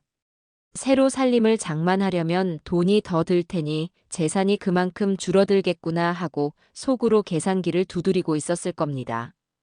짐이 적으니 이사 비용도 안 들고 집도 빨리 비워지니 모든 것이 자신의 완벽한 시나리오대로 돌아간다고 생각했겠죠. 역시 아버님은 생각이 깔끔하세요. 저희가 괜히 걱정했네요. 얼른 가시죠. 오늘 날씨도 정말 좋네요. 며느리는 제 가방을 빼앗듯 받아들고 앞장섰습니다. 아들은 그런 며느리와 제 뒤를 그저 묵묵히 따를 뿐이었고요. 시선은 바닥에 고정한 채 저와 눈을 마주치지 않으려고 애쓰는 모습이었습니다. 어쩌면 그 아이의 마음속에도 아주 작은 죄책감 정도는 남아 있었을지도 모르겠습니다. 하지만 그 미미한 죄책감은 아내의 탐욕과 자신의 무력함 앞에서 아무런 힘도 발휘하지 못했죠. 저는 마지막으로 집을 한번 돌아보고는 미련 없이 현관문을 닫았습니다. 밖으로 나오자 눈부신 햇살이 쏟아졌어요. 정말 며느리의 말대로 이 모든 과거를 버리고 떠나기에 더없이 좋은 날씨였습니다. 며느리가 운전하는 차 뒷좌석에 앉았습니다. 차 안에는 새 차에나 어울릴 법한 비싼 방향제 냄새가 진동을 했어요. 차가 부드럽게 아파트 단지를 빠져나가는 동안 저는 창밖으로 스쳐 지나가는 풍경들을 하나하나 눈에 담았습니다. 매일같이 장을 보러 가던 상가, 아들과 함께 목욕을 가던 낡은 목욕탕, 아내와 손을 잡고 산책하던 공원, 제가 다니던 공장으로 향하던 길목, 제 지난 세월의 무대였던 모든 것과의 조용한 이별이었습니다. 차 안에서 며느리는 쉴 새 없이 제잘거렸습니다. 실버타운에 가면 어떤 프로그램을 신청할 건지, 어떤 사람들과 어울리면 좋을지 저보다 더 신이 난 모습이었죠. 아버님, 거기 가면 동호회 활동이 그렇게 잘 되어 있대요. 서예나 바둑 같은 것도 좋고 이참에 골프를 배워보시는 건 어떠세요? 요즘은 다들 골프 치시잖아요. 성공한 분들의 스포츠라고요. 됐네. 이 나이에 무슨 골프냐? 왜요? 아버님은 아직 젊으세요. 그리고 기훈 씨랑 저랑 주말마다 골프채 사들고 찾아뵈면 얼마나 좋아요. 같이 운동도 하고 시설 좋은 레스토랑에서 식사도 하고요. 며느리가 그리는 미래에는 오직 돈으로 누릴 수 있는 것들만 가득했습니다. 그 아이에게 가족이란 함께 시간을 보내는 존재가 아니라 함께 돈을 쓰는 존재에 불과했던 겁니다. 저는 더 이상 대꾸하지 않고 눈을 감아버렸습니다. 제 침묵을 긍정의 의미로 받아들였는지 며느리의 목소리는 한층 더 높아졌어요. 조수석에 앉은 아들은 그저 좋은 생각이네라며 맞장구를 칠 뿐이었습니다. 한참을 달리던 차가 시내 중심가의 한 은행 앞에 멈춰 섰습니다. 제가 미리 봐두었던 곳이었죠. 일부러 출입구가 앞뒤로 나 있고 주변이 복잡한 시장과 연결된 곳으로 골랐습니다. 저는 눈을 뜨고 말했습니다. 여기 잠깐만 세워다오. 실버타운에 낼 입주 보증금을 찾아야겠다. 어머, 아버님. 그렇게 큰 돈을 현금으로요? 저희가 계좌이체 해드리면 되는데. 그게 더 안전하잖아요. 아니다. 그래도 첫 입주인데 현금으로 딱 맞춰내야 마음이 편할 것 같구나. 내 평생의 마지막 이사인데 이 정도 성의는 보여야지. 금방 다녀올 테니 차에서 기다리고 있거라. 저는 아들과 며느리의 만류를 뒤로 하고 차에서 내렸습니다. 은행의 육중한 유리문이 제 뒤에서 닫히는 순간 저는 완전히 다른 세계로 들어선 기분이었습니다. 제 인생의 마지막 막이 오르고 저는 이제 무대 뒤로 퇴장하는 배우가 된 것 같았어요. 저는 번호표를 뽑는 척하며 은행 안을 빠르게 훑어보았습니다. 다행히 사람은 많지 않았고 제 계획을 실행하기에 완벽한 환경이었습니다. 그리고 미리 위치를 파악해둔 뒤쪽 출입구를 향해 망설임 없이 걸어갔습니다. 은행 직원이나 경비원 누구도 저를 신경 쓰지 않았습니다. 그저 용무를 마치고 나가는 수많은 노인 중 한 명으로 보였을 테니까요. 심장이 조금 빨리 뛰는 것 같았지만 걸음걸이는 조금도 흐트러지지 않았습니다. 뒤쪽 출입문을 밀고 밖으로 나오자 시끄러운 시장 골목의 풍경이 펼쳐졌습니다. 생선 비린내와 고소한 튀김 냄새, 사람들의 활기찬 외침이 뒤섞여 있었어요. 저는 조금 전까지 타고 있던 그 조용하고 고급스러운 승용차와는 전혀 다른 세상으로 들어선 겁니다. 저는 곧바로 모퉁이를 돌아 미리 대기시켜둔 택시에 올라탔습니다. 기사님, 김포공항으로 가주세요. 택시가 출발하고 큰 길로 접어드는 순간 저는 뒤를 돌아보지 않았습니다. 아들과 며느리가 지금쯤 뭘 하고 있을지 상상하는 것만으로도 충분했어요. 아마 기훈이는 여전히 스마트폰을 들여다보고 있을 테고, 며느리는 손목시계를 들여다보며 아버님은 왜 이렇게 안 나오시지 하며 슬슬 짜증을 내기 시작할 겁니다. 10분, 20분. 시간이 흐를수록 초조함은 짜증으로, 짜증은 불안감으로 바뀌겠죠. 공항으로 가는 내내 저는 창밖만 바라보았습니다. 이제 곧 제 인생의 이막이 시작될 겁니다. 그 누구의 아버지도 할아버지도 아닌 온전한 박경태로서의 삶이 말입니다. 공항에 도착해 택시에서 내린 저는 가장 먼저 주머니에서 제 휴대전화를 꺼냈습니다. 수십 통의 부재중 전화가 와 있을 것이 분명한 그 전화기의 전원을 망설임 없이 꺼버렸습니다. 그리고는 배터리와 유심칩까지 분리해서 공항 구석에 있는 쓰레기통 각기 다른 칸에 깊숙이 던져 넣었어요. 이제 이 세상에 저를 올가맬 수 있는 물리적인 끈은 아무것도 없었습니다. 보안 검색대를 통과하고 탑승구 앞 의자에 앉아 제가 탈 비행기를 물끄러미 바라보았습니다. 육중한 기체가 저를 완전히 새로운 곳으로 데려다 줄 것을 생각하니 가슴이 벅차올랐어요. 주변에는 여행을 떠나는 가족들, 출장을 가는 직장인들이 분주하게 움직이고 있었습니다. 저는 그저 그 풍경 속의 일부인 이름 없는 늙은이일 뿐이었습니다. 그 익명성이 주는 자유가 참으로 달콤했습니다. 비행기에 올라 창가 자리에 앉았습니다. 얼마 지나지 않아 비행기는 굉음과 함께 활주로를 달리기 시작했어요. 기체가 땅에서 떠오르는 순간 제 몸도 마치 공중으로 붕 뜨는 듯한 해방감을 느꼈습니다. 창밖으로 빠르게 멀어지는 서울의 풍경, 제가 평생을 살았던 도시를 내려다보며 저는 조용히 속삭였습니다. 아들아, 며느리야. 너희들이 기다리던 아버지는 이제 이 세상에 없다. 너희들이 그토록 원하던 그 집과 돈, 이제 너희들 마음대로 한번 잘 살아보거라. 구름 위로 올라서자 아래 세상의 모든 소음이 거짓말처럼 사라졌습니다.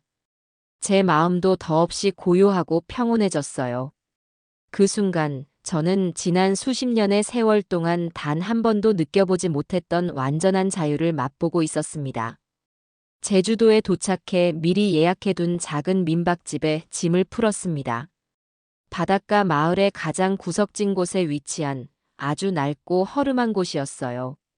하지만 창문을 열면 바로 코앞에서 파도 소리가 들려왔고 짭조름한 바다 내음이 방 안가득 들어왔습니다. 주인 할머니는 말이 없는 저를 그저 복잡한 세상을 등지고 잠시 쉬러 온 늙은이려니 생각하는지 별다른 것을 묻지 않으셔서 편했어요. 저는 며칠 동안 아무것도 하지 않고 그저 낯선 잠자리에서 잠을 자고 일어나 바다를 보러 나가는 생활을 반복했습니다. 머릿속을 가득 채웠던 분노와 배신감, 그리고 복잡한 계획들을 파도 소리에 씻어내는 시간이 필요했거든요. 그리고 그 고요한 시간 동안 저는 서울에 남겨두고 온 아들과 며느리가 겪고 있을 혼란을 아주 세밀한 퍼즐 조각처럼 맞추어 보았습니다. 그것은 저의 유일한 오락거리이자 제 선택이 얼마나 정확했는지를 확인하는 과정이기도 했어요. 제 상상은 은행 주차장에서부터 시작되었습니다. 아마 그날 은행 주차장에서 1시간을 꼬박 기다렸을 겁니다. 처음 30분은 초조함, 그 뒤 30분은 불안과 분노였겠죠. 성미 급한 며느리가 먼저 차에서 내려 은행으로 뛰어들어갔을 겁니다. 뾰족한 구두굽으로 또각거리며 잔뜩 화가 난 표정으로 말입니다. 그리고는 창구 직원 아무나 붙잡고 제 인상착의를 설명하며 행방을 물었을 거예요. 하지만 직원은 그런 분은 아까 뒷문으로 나가셨습니다 라는 말만 되풀이했을 테고요. 뒷문이요? 아니, 어르신이 왜 뒷문으로 나가요? CCTV 확인해 주세요. 저희 아버님이 지금 사라지셨단 말이에요. 아마 며느리는 그렇게 소리쳤을 겁니다. 하지만 은행 측에서는 개인정보라며 협조를 거부했을 테고 그 실랑이를 지켜보던 아들 기훈이는 창피함과 당혹감에 어쩔 줄을 몰라 했을 겁니다. 그때부터 뭔가 단단히 잘못되었다는 것을 직감했을 거예요. 그들은 허둥지둥 차를 몰아 제가 입주하기로 했던 실버타운, 로열 포레스트 힐로 달려갔을 겁니다. 그곳에 제가 먼저 와 있을지도 모른다는 마지막 희망을 붙잡고서요. 가는 내내 차 안의 공기는 살얼음판 같았을 겁니다. 저는 눈을 감고 그 장면을 아주 생생하게 상상해 보았습니다. 화려한 로비에 다급하게 들어서는 며느리의 모습.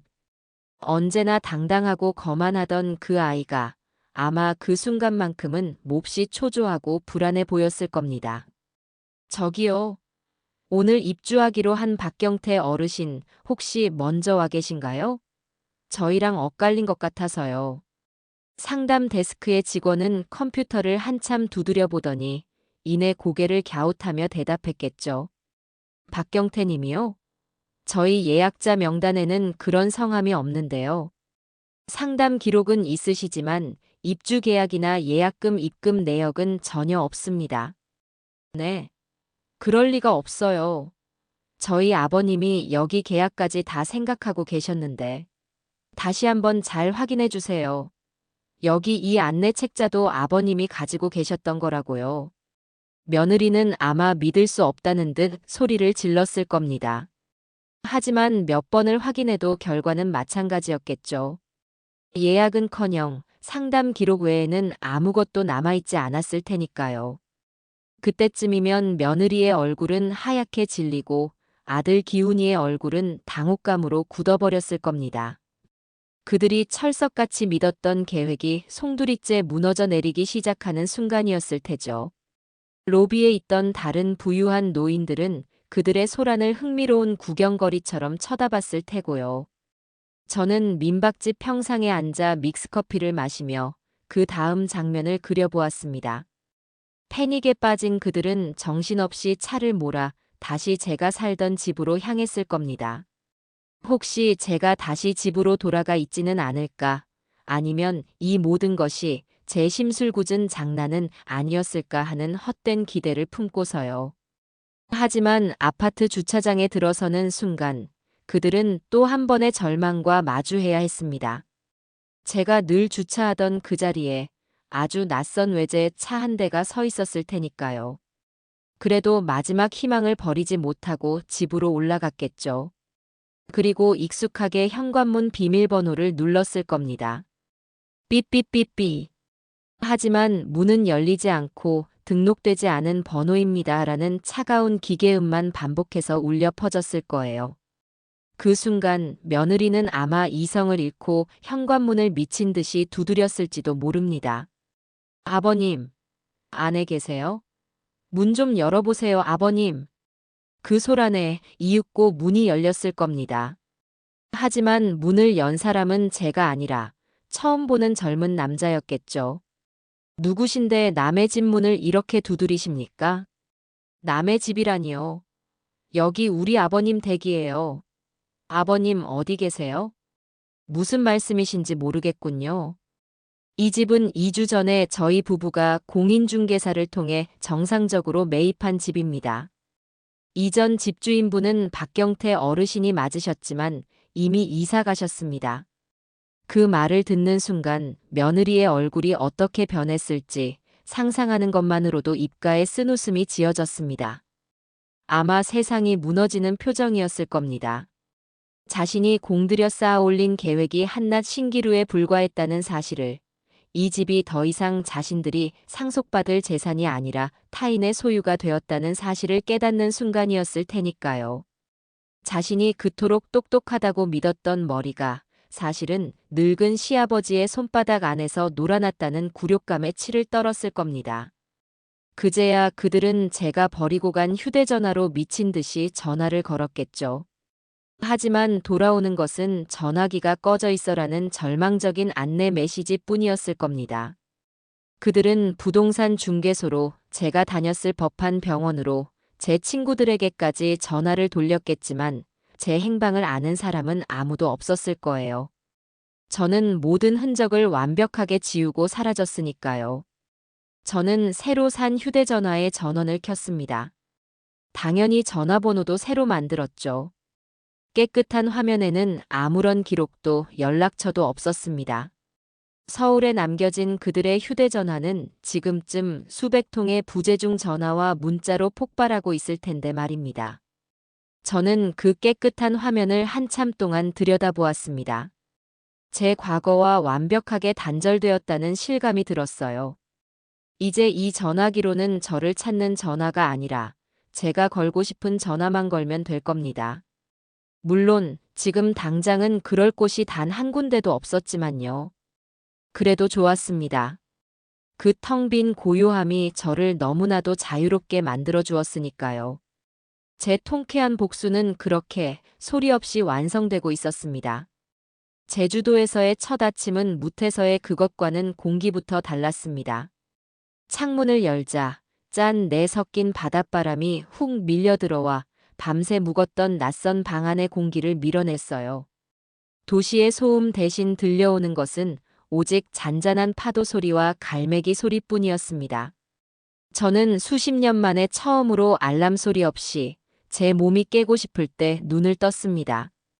억지로 일어나 출근 준비를 할 필요도 없었고 누군가의 아침 식사를 챙겨야 할 의무도 없었죠. 그저 저 자신만을 위한 시간이 온전히 주어진 겁니다. 민박집 주인 할머니가 차려주신 소박한 아침상을 물리고 저는 무작정 밖으로 나섰습니다. 목적지도 계획도 없었어요. 그저 발길 닿는 대로 걸어보기로 했습니다. 민박집을 나서자 곧게 뻗은 해안도로가 나왔고 저는 그 길을 따라 하염없이 걸었습니다. 한쪽에는 부서지는 파도가 하얀 포마를 만들어내고 있었고 다른 한쪽에는 검은 현무암 돌담과 키 작은 감귤나무들이 평화롭게 펼쳐져 있었어요. 모든 풍경이 그림 같았습니다. 한참을 걷다 보니 작은 포구에 다다랐습니다. 몇몇 늙은 어부들이 그물 손질을 하고 있었고 낚싯대를 들이운 사람들이 방파제에 드문드문 앉아 있었죠. 저도 그들 틈에 끼어 방파제 끝에 걸터 앉았습니다. 따스한 햇살을 받으며 아무 생각 없이 짙푸른 바다를 바라보고 있으니 지난 며칠간 저를 짓누르던 응어리들이 조금씩 풀려나가는 기분이 들었어요. 서울에서의 일들은 마치 까마득한 전생의 일처럼 멀게만 느껴졌습니다. 그렇게 며칠을 보냈습니다. 아침에 일어나 산책을 하고 점심에는 동네 작은 식당에서 백반을 사 먹고 오후에는 방파제에 앉아 시간을 보냈어요. 식당 주인은 외지에서 온 늙은이가 매일 같은 시간에 찾아와 말없이 밥만 먹고 가는 것을 신기하게 여기는 듯 했지만 살갑게 말을 걸어오지는 않았습니다. 저 역시 굳이 제 사연을 이야기할 필요를 느끼지 못했고요. 그저 손님과 주인으로서의 담백한 관계가 편안했습니다. 새로운 삶에 조금씩 익숙해질 무렵, 저는 제게 작은 선물을 하나 해주기로 했습니다. 평생 제대로 된 취미 한번 가져보지 못하고 일만 하며 살았는데, 이제라도 무언가 배워보고 싶었거든요. 읍내에 나갔다가 우연히 사진 동호회 회원 모집이라는 작은 벽보를 보게 되었습니다. 제주의 아름다운 풍경을 함께 담아보실 분을 찾습니다. 라는 문구가 마음에 와닿았어요. 큰맘 먹고 낡은 상가 2층에 있는 동호회 사무실 문을 열고 들어갔습니다. 안에는 저와 나이가 비슷해 보이는 몇몇 분들이 모여 앉아 자신들이 찍은 사진에 대해 이야기를 나누고 있었어요. 갑작스러운 제 등장에 모두의 시선이 집중되었지만 그들의 눈빛에는 경계심보다 따뜻한 호기심이 담겨 있었습니다. 저 여기 회원 모집한다고 해서 한번 와봤습니다. 제 어색한 첫마디에 그중 가장 연장자로 보이는 분이 환하게 웃으며 저를 맞아주었습니다. 아이고, 잘 오셨습니다. 저희야 언제나 환영이지요. 이리 와서 앉으세요. 그렇게 저의 첫 번째 사회생활이 시작되었습니다. 저는 난생 처음으로 카메라를 손에 쥐는 법을 배웠고 조리개와 셔터 속도 같은 어려운 용어들을 익혔습니다. 동호회 사람들은 서툰 저를 무시하거나 타박하지 않고 오히려 자신들의 경험을 나누어주며 친절하게 가르쳐 주었어요. 저희는 주말마다 함께 제주의 숨은 비경을 찾아다녔습니다. 오름에 올라 바람을 맞으며 제주의 풍경을 카메라에 담고 진력 해변에서 붉게 타오르는 노을을 찍었습니다. 사진을 찍는 동안에는 모든 시름을 잊을 수 있었어요. 뷰파인더를 통해 세상을 바라보니 평소에는 무심코 지나쳤던 것들의 아름다움이 눈에 들어왔습니다. 작은 들꽃의 섬세한 인맥, 파도에 깎여나간 현무암의 거친 질감, 밭이라는 할머니의 깊은 주름 같은 것들 말입니다. 저는 그 모든 것을 열심히 필름에 담았습니다. 어느 날은 동호회 사람들과 함께 출사를 나갔다가 해변에서 뛰어노는 한 가족을 보게 되었습니다. 젊은 아빠가 어린 아들을 목마를 태우고 파도를 향해 달려가고 있었고 그 모습을 엄마가 웃으며 바라보고 있었죠. 그 순간 저도 모르게 손주의 얼굴이 떠올랐습니다. 지금쯤이면 제법 목을 가누고 옹알이도 시작했을 텐데. 내가 너무 매정하게 모든 것을 끊어버린 것은 아닐까 하는 생각이 아주 잠깐 스쳐 지나갔습니다. 가슴 한쪽이 저릿하게 아파왔어요. 그날 밤 민박집으로 돌아와 처음으로 제 짐 가방 깊숙한 곳에 넣어두었던 작은 상자를 열었습니다. 상자 안에는 아내의 빛바랜 사진 한 장과 제가 서울을 떠나오기 직전에 몰래 챙겨두었던 손주의 신생아 시절 사진이 들어있었죠. 저는 두 장의 사진을 나란히 놓고 한참을 들여다보았습니다. 아내에게는 미안했고 손주에게도 미안했습니다.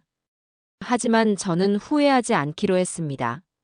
만약 제가 그들의 요구를 들어주고 서울에 계속 머물렀다면 저는 결코 지금과 같은 평온을 얻지 못했을 겁니다. 존엄을 잃고 하루하루 아들 내외의 눈치만 보며 살아가는 살아있는 송장이 되었겠죠. 그것은 제 자신에게도 먼저 간 아내에게도 그리고 결국에는 손주에게도 결코 좋은 할아버지가 되는 길이 아니었을 겁니다. 저는 제 선택이 옳았다고 스스로에게 몇 번이고 되뇌었습니다. 저는 그들을 증오해서 떠나온 것이 아니었어요. 제 자신을 사랑하기 위해 떠나온 것이었습니다. 이제 저는 누구의 아버지도 누구의 할아버지도 아닌 온전한 박경태라는 이름으로 살아갈 겁니다. 제주의 푸른 밤은 그렇게 저의 상처를 조용히 어루만져주고 있었습니다. 제주에서의 생활이 한 달, 두 달 지나는 동안 제 삶은 놀라울 정도로 안정되어 갔습니다. 민박집 생활을 정리하고 바다가 멀리 보이는 언덕에 작은 연쇄집을 하나 얻었어요. 보증금도 월세도 저 혼자 살기에는 전혀 부담 없는 수준이었습니다. 아침에 일어나면 커피 한 잔을 내려 마시고 카메라를 챙겨 해안을 따라 걷는 것이 제주된 일과가 되었죠. 사진 동호회 사람들과도 제법 가까워져 이제는 서로의 집에 드나들며 막걸리를 한 잔씩 기울이는 사이가 되었습니다. 그들은 제 과거를 묻지 않았고 저 역시 제 사연을 늘어놓지 않았어요. 그저 사진을 좋아하는 김 선생으로 불리는 것이 편안하고 좋았습니다. 서울에 남겨두고 온 제 과거에 대해서는 애써 생각하지 않으려 했습니다. 하지만 그들이 어떻게 지낼지 제 상상 속에서 그려보는 것은 막을 수가 없더군요. 그건 이제 분노나 복수심이라기보다 하나의 씁쓸한 드라마를 관람하는 듯한 기분이었습니다. 제가 파놓은 함정에 스스로 걸어 들어가 허우적거릴 그들의 모습을 떠올리는 것은 제가 누리는 이 평화에 대한 일종의 확인 작업과도 같았어요. 제가 상상하는 그들의 지옥은 아마 돈이라는 이름으로 시작되었을 겁니다. 제가 사라지기 전 며느리 강나라는 제 아들 기훈이가 벌어오는 돈으로는 어림도 없는 생활을 유지하고 있었으니까요. 백화점 VIP 라운지를 드나들고 계절마다 명품 가방을 사들이고 친구들과 고급 레스토랑에서 브런치를 즐기는 그 모든 비용은 결국 제 주머니에서 나온 것이나 마찬가지였습니다. 하지만 이제 아버지 카드라는 마법의 샘은 완전히 말라버렸죠. 아마 첫 달 카드값이 나온 날 그들 집에서는 첫 번째 전쟁이 벌어졌을 겁니다. 식탁 위에 날아온 명세서를 본 기훈이가 처음으로 며느리에게 화를 냈을지도 모릅니다. 이게 다 뭐야? 당신 아버지가 없어져서 정신이 없는 와중에도 이렇게 긁어댄 거야? 우리 형편에 이걸 어떻게 감당하라고. 그러면 며느리는 눈 하나 깜짝하지 않고 대꾸했겠죠. 뭐, 이게 다 누구 때문인데 나한테 큰 소리야? 당신 아버지만 아니었어도 이런 걱정할 필요도 없었어. 그 집만 팔았어도 이 정도는 껌값이었을 거라고. 당신이 아들 노릇만 제대로 했어봐. 일이 이 지경까지 왔겠어? 모든 책임을 저와 제 아들에게 돌리는 뻔뻔한 태도에 기훈이는 아마 할 말을 잃었을 겁니다. 그리고 그 싸움은 일회성으로 끝나지 않았을 거예요.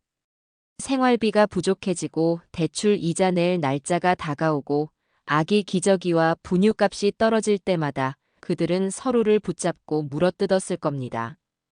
제가 상상하는 그들의 집은 더 이상 포근한 보금자리가 아니라 서로의 무능과 탐욕을 확인하며 증오를 키워나가는 전쟁터와 같았습니다.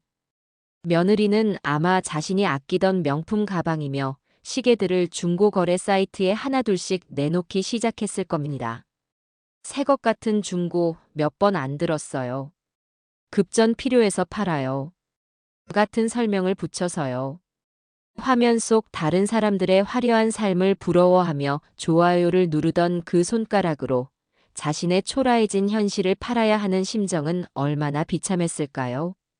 그 모든 비참함의 원인을 저라고 생각하며 밤마다 저를 저주하고 또 저주했겠죠. 저는 가끔 서울에 사는 먼 친척뻘 되는 동생과 통화를 하곤 했습니다. 제가 제주에 있다는 사실을 유일하게 아는 사람이었죠.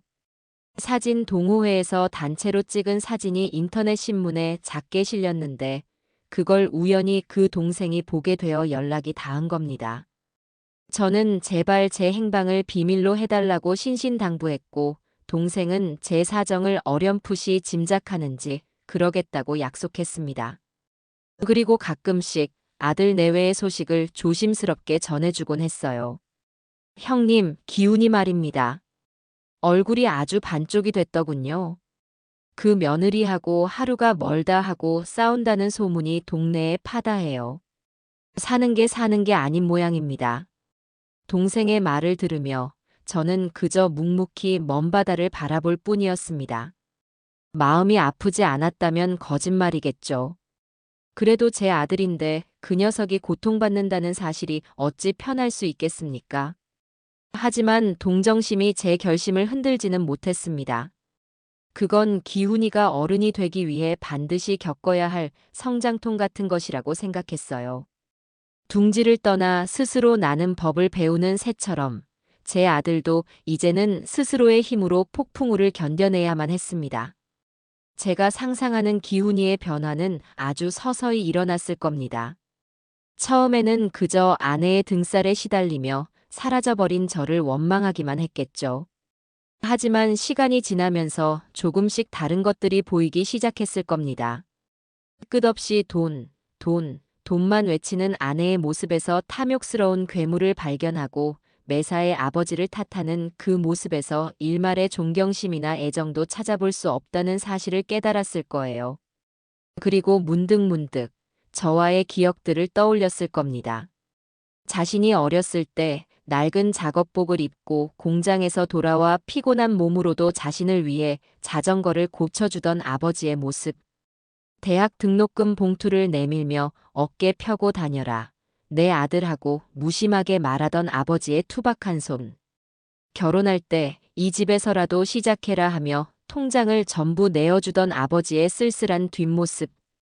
그 모든 기억들이 비수처럼 날아와 아들의 가슴에 박혔을 겁니다. 아마 어느 날 밤 또다시 돈 문제로 아내와 크게 다툰 뒤였을 겁니다.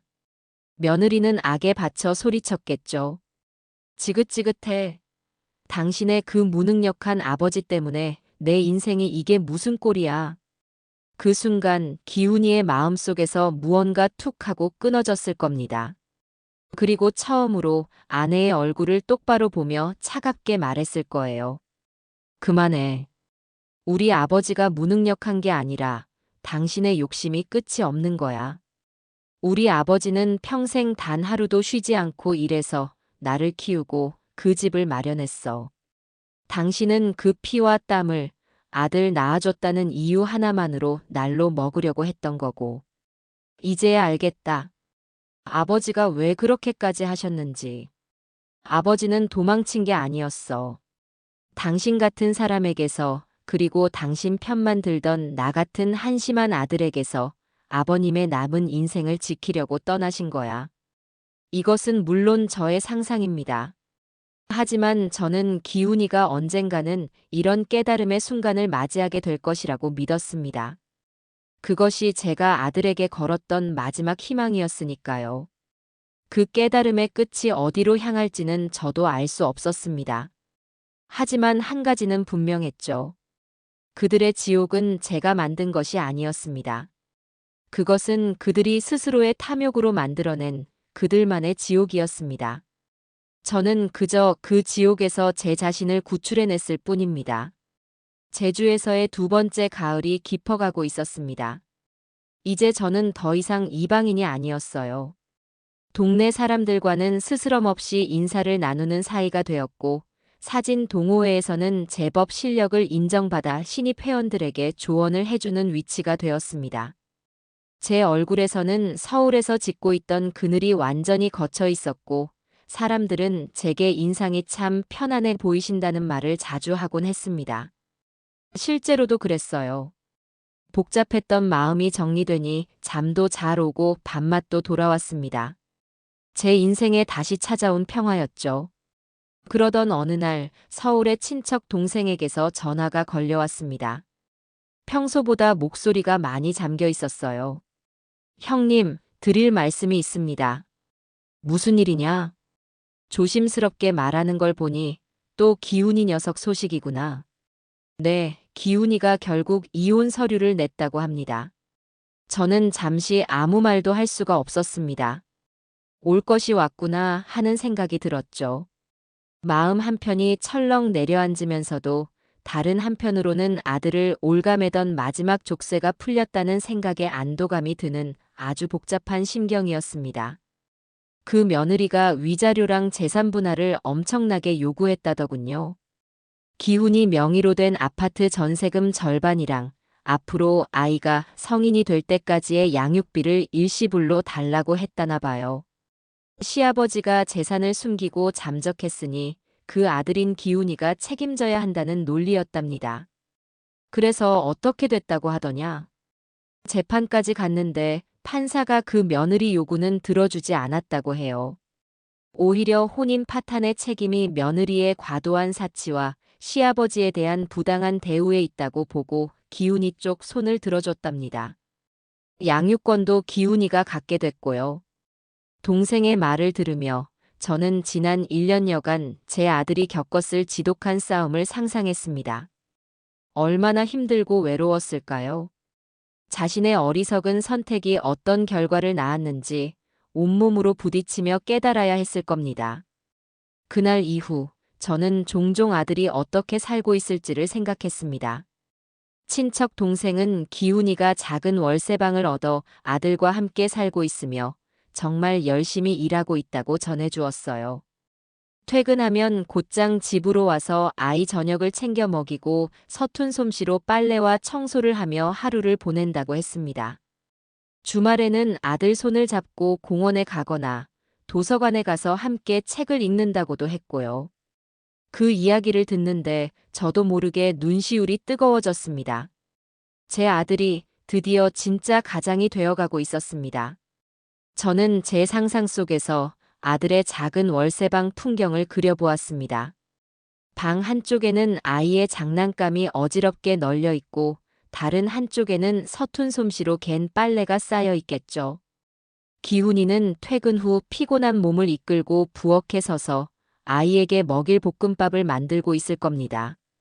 아이는 식탁 의자에 앉아 그런 아빠의 뒷모습을 보며 종알종알 이야기를 하고요. 아빠, 오늘 어린이집에서요. 그래, 우리 아들. 그랬구나. 아마 대화는 서툴고 음식은 맛이 없을지도 모릅니다. 하지만 그 공간에는 분명 예전에 그 화려하고 넓은 아파트에는 없었던 진심이라는 것이 존재할 겁니다. 서로를 조건 없이 아끼고 사랑하는 진짜 가족의 온기가 말입니다. 저는 기훈이가 이제 더 이상 저를 원망하지 않을 것이라고 생각했습니다. 아마도 지금은 저를 이해하고 있을 겁니다. 아버지가 왜 그런 극단적인 선택을 할 수밖에 없었는지 이제는 머리가 아닌 가슴으로 깨닫고 있겠죠. 그리고 언젠가는 저를 찾아올지도 모릅니다. 하지만 돈을 달라고 찾아오는 것이 아니라 그저 아버지, 제가 잘못했습니다라는 말을 하기 위해서요. 제 삶은 여전히 평화로웠습니다.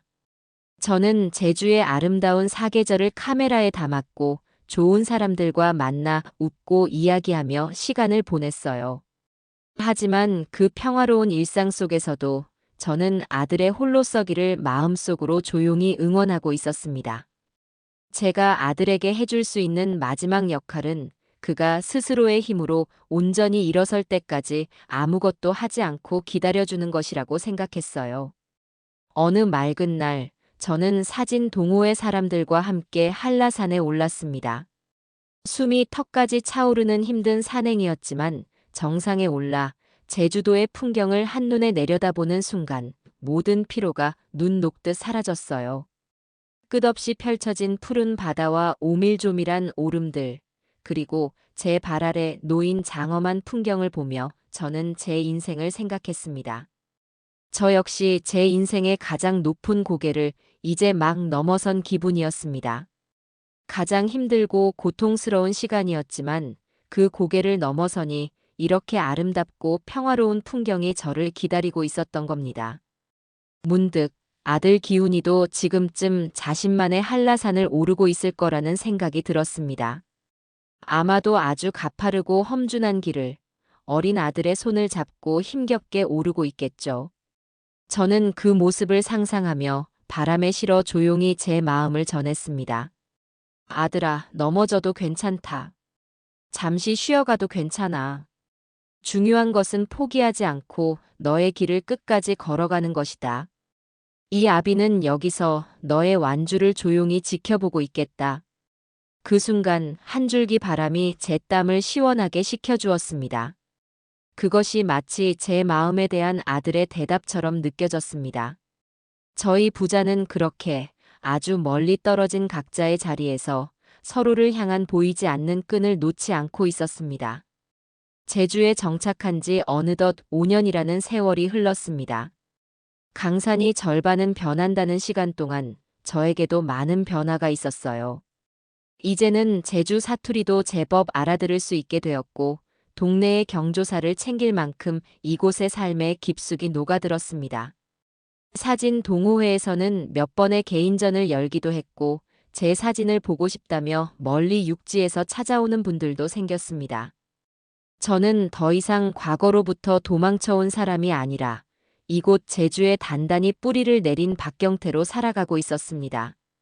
아들 기훈이의 소식은 더 이상 친척 동생을 통해 듣지 않았습니다. 아들이 스스로의 길을 걷기 시작한 이상 제가 굳이 그 아이의 소식을 캐묻는 것은 부모된 도리가 아니라고 생각했기 때문입니다. 그저 마음속으로 아들과 손주가 꿋꿋하게 잘 살아가고 있기를 기도할 뿐이었습니다. 그러던 어느 날 아주 우연한 계기로 아들의 근황을 접하게 되었습니다. 동호회의 젊은 친구 하나가 제게 소셜 미디어라는 것을 가르쳐 주겠다며 이것저것 알려주던 중이었어요. 선생님, 여기 검색창에 이름을 치면 아는 사람을 찾을 수도 있어요. 제가 아드님 한번 찾아봐 드릴까요? 저는 손사래를 쳤지만 젊은 친구는 장난기 가득한 얼굴로 기어이 검색창에 박기훈이라는 이름을 입력했습니다. 그리고 놀랍게도 몇 개의 검색 결과 중 아들의 얼굴이 나타났습니다. 프로필 사진은 훌쩍 자란 손주와 어깨동무를 하고 활짝 웃고 있는 모습이었어요.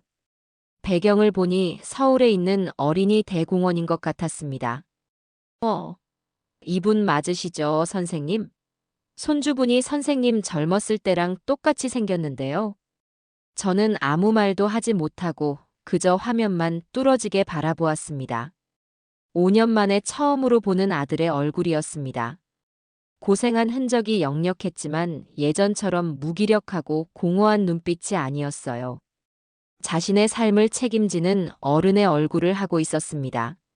손주는 이제 유치원에 다닐 나이는 되었을까요? 통통했던 젖살은 빠지고 제법 어린이의 티가 나는 모습이었습니다.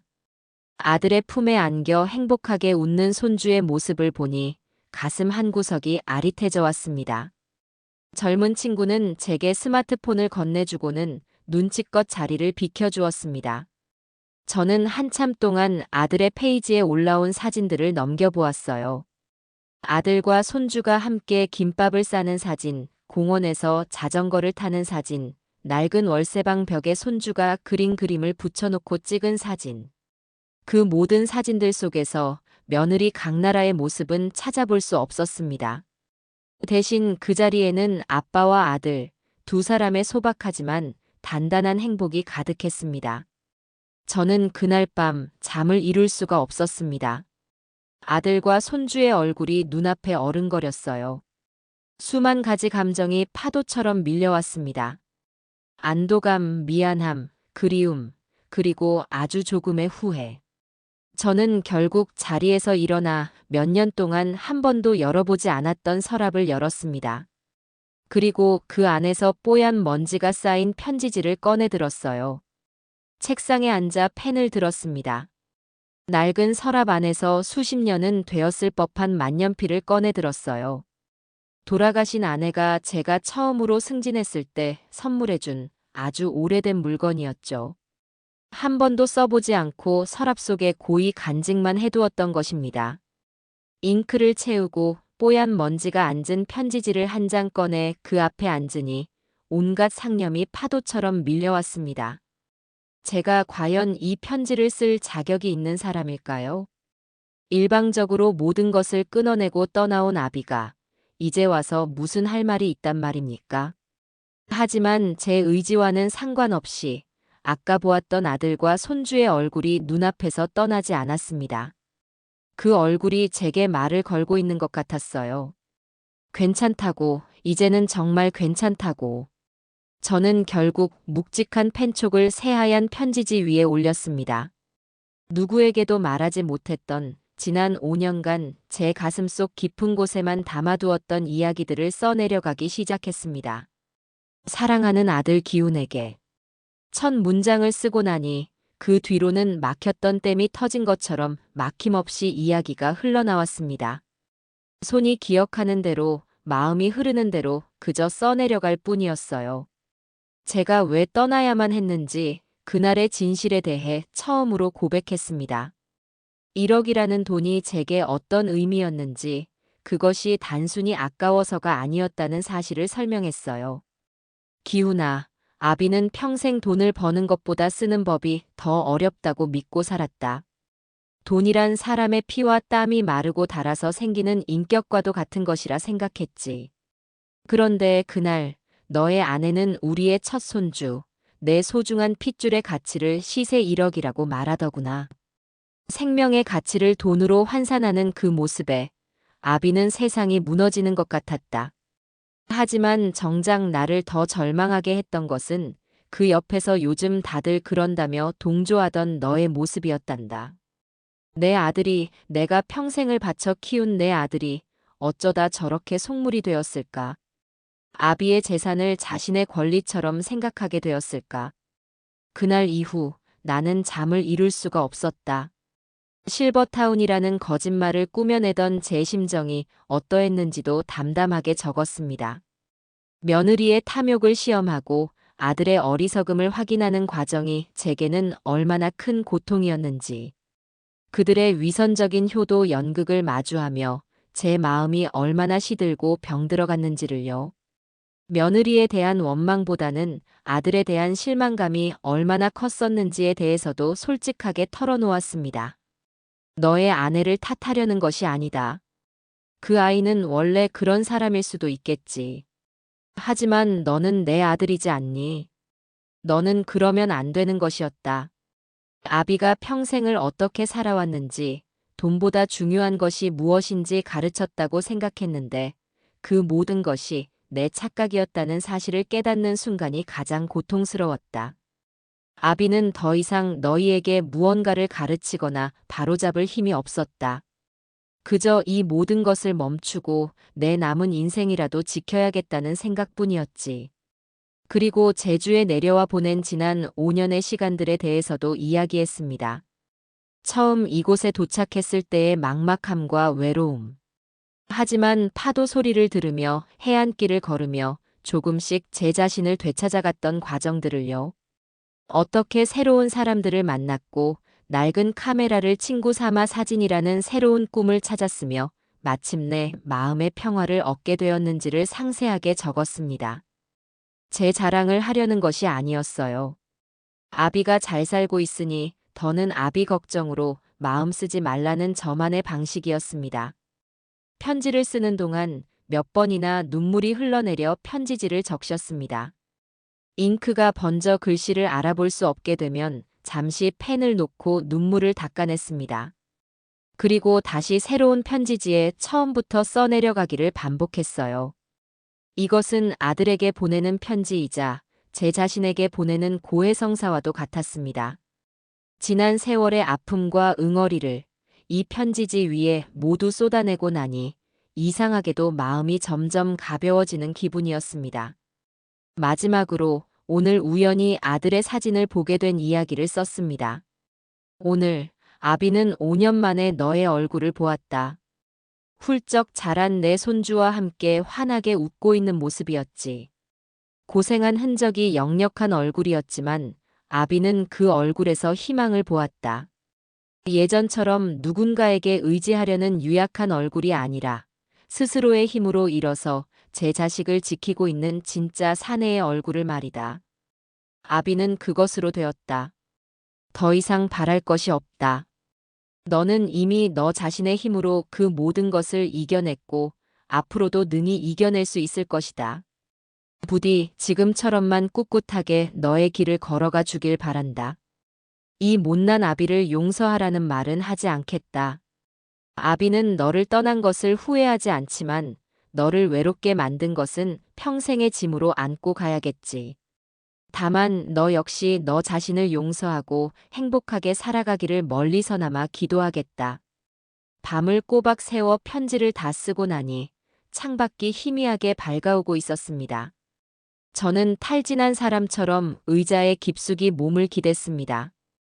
펜을 쥔 손은 뻣뻣하게 굳어 있었고 등과 어깨는 돌덩이처럼 무거웠어요. 하지만 제 마음은 난생 처음 느껴보는 평온함으로 가득했습니다. 저는 정성껏 쓴 편지를 곱게 접어 봉투에 넣었습니다. 그리고 주소를 적기 위해 다시 펜을 들었어요. 하지만 저는 결국 펜을 내려놓았습니다. 이 편지는 붙이지 않을 겁니다. 보내지 못하는 것이 아니라 보내지 않기로 결심한 겁니다. 이 편지를 쓰는 과정에서 저는 이미 제 마음을 모두 정리했기 때문이었어요. 이 편지는 아들을 위한 것이 아니라 온전히 저를 위한 것이었습니다. 아들이 이 편지를 받는다면 어떻게 될까요? 애써 묻어두었던 과거의 상처가 다시 고개를 들고 아들을 괴롭힐지도 모릅니다. 이제 겨우 자신의 삶을 찾은 아이에게 저라는 과거의 유령이 나타나 새로운 아침을 방해해서는 안 되었습니다. 아들이 저를 이해해 주기를 바라는 것조차 어쩌면 저의 마지막 이기심일지 모른다는 생각이 들었어요. 진정한 아버지의 사랑은 때로는 침묵하고 그저 멀리서 지켜봐주는 것일지도 모릅니다. 저는 편지를 곱게 접어 아내의 사진이 담긴 작은 상자 안에 함께 넣어두었습니다. 언젠가 제가 세상을 떠나고 난 뒤 아들이 제 유품을 정리하다가 우연히 이 상자를 발견하게 될지도 모르죠. 그때 가서 읽어도 늦지 않을 겁니다. 아니, 그때쯤이면 아들은 이 편지를 읽지 않아도 이미 모든 것을 이해하고 있을 거라 믿습니다.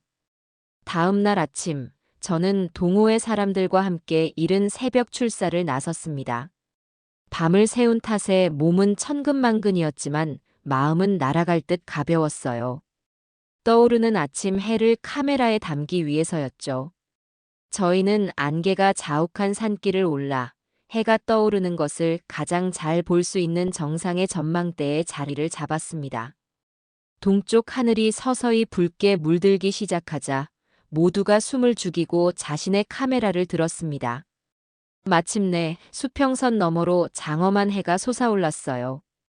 어둠을 밀어내고 세상을 비추는 그 붉고 강렬한 빛을 바라보며 저는 어제 본 아들과 손주의 사진을 떠올렸습니다. 그리고 제 마음속에도 저렇게 밝고 희망찬 해가 떠오르고 있음을 느꼈습니다. 과거는 흘러갔고 저는 현재를 살아가고 있습니다.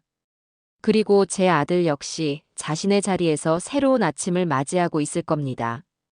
그것으로 충분했어요. 우리는 각자의 자리에서 각자의 방식으로 행복을 찾아가고 있었습니다. 저는 조용히 카메라 셔터를 눌렀습니다. 제 인생의 가장 아름다운 풍경이 그 안에 영원히 담기고 있습니다.